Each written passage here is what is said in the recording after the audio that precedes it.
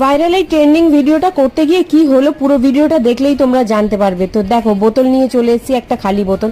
এই বোতলে এখন ফুটো করব গ্যাস জ্বালিয়ে। তো ফুটো করার জন্য নিয়ে নিয়েছি একটা হচ্ছে সেফটি পিন। তোমরা কিন্তু ভালো করে পুরো ভিডিওটা লাস্ট পর্যন্ত দেখো।